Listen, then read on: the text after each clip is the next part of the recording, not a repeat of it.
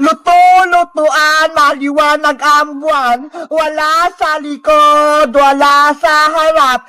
Pagbilang kong 3, nakaluto na ako. Princess anak, nakaluto ka na ba? Hindi pa punay, hindi pa luto yung kanin natin. Bilisan mo naman dyan magluto. Kanina pa ako gutom eh. Opo, malapit na po to. Konting halo na lang. Pagtapos mo naman magluto, mag-igib ka ng tubig para makaligo na ako. Ano ba yan, bebang? Ang dami mong utos. Pagod na nga ako dito eh. Nagreklamo ka ba, princess? Diba? Maglalaro nga tayo ng baybayan. Ako yung nanay at ikaw naman yung anak ko. Eh kasi, lagi mo akong inutusan eh. Magpalit na lang kaya tayo. Ako yung nanay mo. Hindi naman sa'yo bagay, princess, yung nanay eh. Kasi, wala kang ngipin. Kaya dapat, ikaw yung anak. Ano ba yan? Tingnan mo nga, malaki na yung tiyan ko. Tapos malapit na akong manganak. Kaya bagay sa akin yung nanay. O sige na, mapayag na ako. Ikaw na yung nanay, bebang. Basta, bibigyan mo ako mamayang pera pambiling pagkain, ha? Sige, ano, princess? Luto na ba yung ulam natin? Opo, nay. Luto na po to. Magsasandok na lang po ako ng pagkain natin.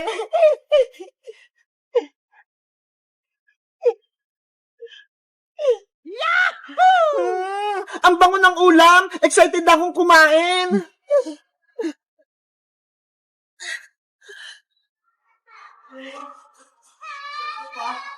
Eto na po na ya. Ay, ang galing mo na magluto, princess. Pinakbit yung ulam natin.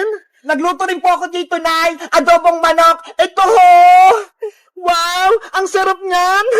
Tara, kumain na tayo, princess. Sige pa, kain na po tayo.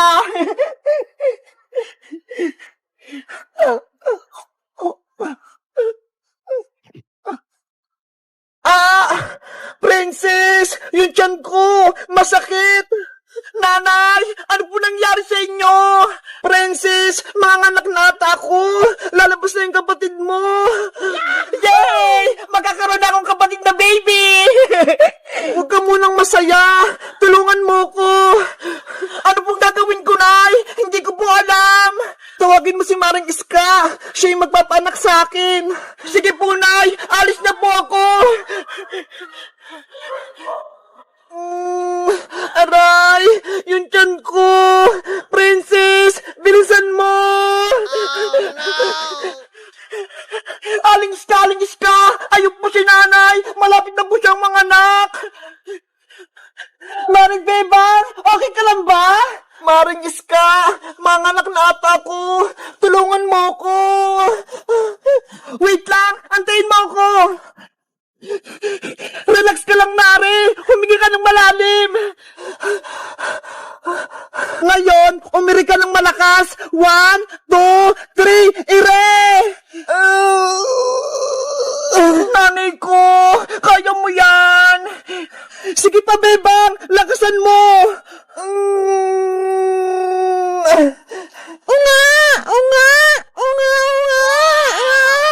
Maring Bebang! Lumabas na yung anak mo! Yahoo! May kapatid na ako! Ang cute-cute niya!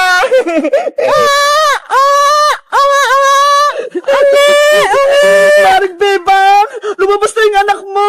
Gumising ka na! Princess! Si nanay mo! Hindi na gumagalaw! Nanay! Oh, no! Hindi niya kinaya yung pag-iri. Kawawa naman si Maring Bebang. Wala na siya. Iniwan niya yung baby niya. Hindi pwede. Buhay pa si nanay. Nanay Bebang, wag mo kong iwan.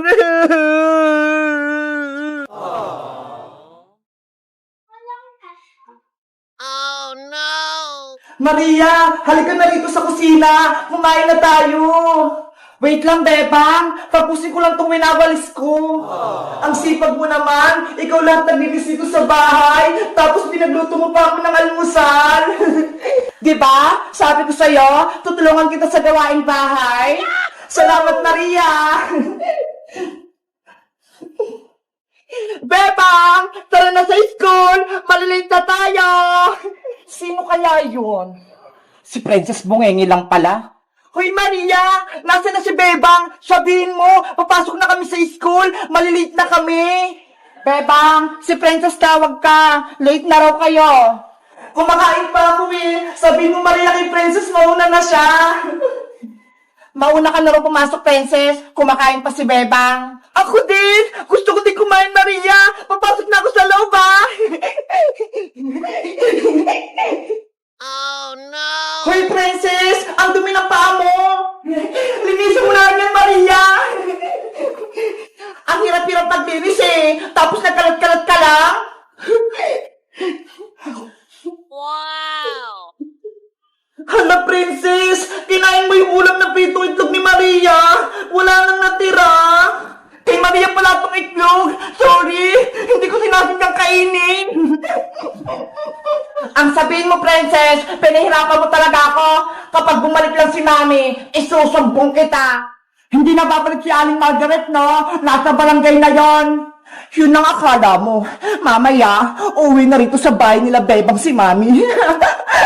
Princess, tara na nga sa school. Inaaway mo pa si Maria eh. Okay, salamat sa pagkain. Maria, ikaw na maghugas itong pinggan ah. Babay Maria, antay mo ako mamaya hapon pagbalik ko ah. Babay Bebang, sana huwag ka nang bumalik. Iniwanan pa ako ng mga hugasin dito.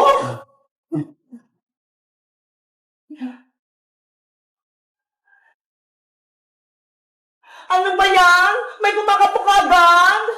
Maria, buksan mo tong pinto. Si Mami mo to. Mami, ikaw na ba yan? Mami ko! Kamusta ang anak ko? Miss na kita. Mami, si Beba, pati yung kaibigan niya si Princess, inutusan nila ako lagi dito sa bahay. Pagod na ako. Huwag ka nang umiyak, Maria. Lagot sa akin yung si Bebang. Maghihiganti tayo. Pagbalik niya sa school, ako naman magpapahirap kay Bebang. Tara na sa loob. Antayin natin si Bebang dito. A few moments later. Ang saya-saya ko sa school. Mami, nandiyan na si Bebang. Nakauwi na siya. Humanda siya sa akin. Oh no! Maria! Buksan mo na yung pinto! Nandito na ako! Maria! Hello guys! Magandang araw! Ako si Bebang! Ang tagal ni Maria buksan yung pinto! Bakit kaya? Sa tingin nyo, papasok ba ako sa loob ng bahay namin o hindi na? Mag-comment lang kaya para sa part 2! Bye-bye! Oh no! Ang dami kong nilinisin. Pagod na ako, Ate Barbara. Basta ako, mag-selfie-selfie lang ako dito. Kasalanan mo to, Ate Barbara. Sinumbong mo ako kay nanay. Kaya ayun, may punishment tuloy ako. Sa susunod kasi, Bebang, huwag ka nang sumama kay Princess para hindi ka na madami sa kalokohan niya.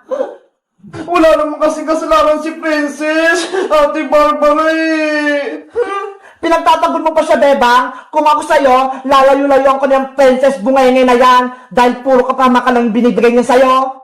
Hay, Ate Barbara! Narinig ko na naman yung pangalan ko! Ay, palaka! May pangit sa bintana! Hindi ako palaka, no? Bakit kasi nanggugulat, Princess? Hindi ka ba marunong kumato? Ikaw talaga, Ate Barbara, lagi mo akong sinisiraan kay Bebang. Dapat lang, para hindi na kayo maging magkaibigan ni Bebang, pasaway ka kasi, Princess. Mabait kaya ako, di ba, Bebang? Oo. Bebang, mukhang umiiyak ka ata ah. Pinalo ka ba ni Aling Sitang kahapon? Tama ka, Princess. Pinaglitan ako ni nanay. Tapos, pinaglinis ako dito sa buong bahay. Ganun ba? Kawawa ka naman. Hindi ka pa tinutulungan ni Ate Barbara. Bakit? Kasalanan ko ba yon? Pinagalitan siya ni nanay, kaya siya lang maglilinis. Bebang, gusto mo ba tulungan kita maglinis para mabilis kang matapos? Talaga, Princess? Tutulungan mo ako? Oo, para makapaglaro tayo kaagad. Sige, halika na rito sa loob. Nay, si Princess, papasok na naman sa loob. Ay, si Ate Barbara, magsusumbong na naman para mapalo ulit si Bebang. Hindi ikaw lang yung gusto kong mawala dito. Bebang si Ate Barbara, ayaw niya akong papasukin. Ate Barbara, tutulungan ako ni Princess. Kaya hayaan mo na siyang pumasok dito sa bahay. Kasi naman, bita-bita na naman si Princess. Tutulungan ka pa niya? Di tulungan mo rin ako, ate, para mabilis matapos ng ginagawa ko. Kaya nga, hindi puro ka cellphone, hindi yung lagi ka nag-selfie-selfie, Ate Barbara. Sige na nga, tutulungan na rin kita, Bebang. Yay! Tutulong sa Ate Barbara. Ikaw naman pala ka, pumasok ka na nga dito. Yes! Papasok na ako sa loob! Ikaw, Princess, ikaw yung magpupunas-punas dyan sa mga lamesa, pati tong bis. At ikaw naman, Bebang, ikaw magmap dyan lahat. At ako naman, ang magwawalis. Okay, ready na ako. Simula na Operation Linis! Imap yung sahig para kumintap. Wawalasin ko yung mga kalat para hindi magalit si nanay.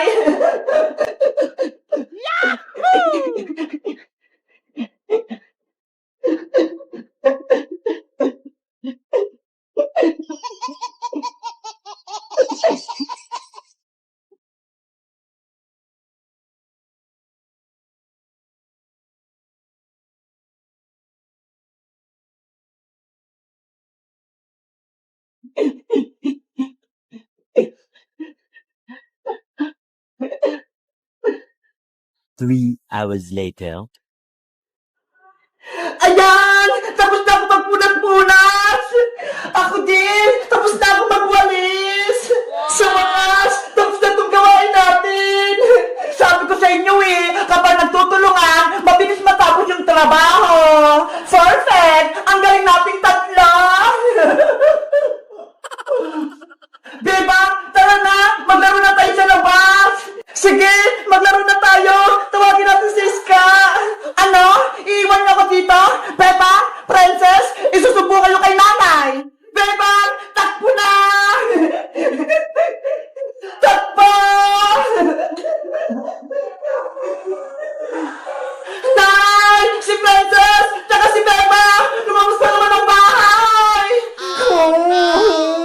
Wala akong kasama! Guys, sa tingin nyo, sinong pwede kong kaibigan dito? Mag-comment lang kayo para sa part 2. Bye-bye!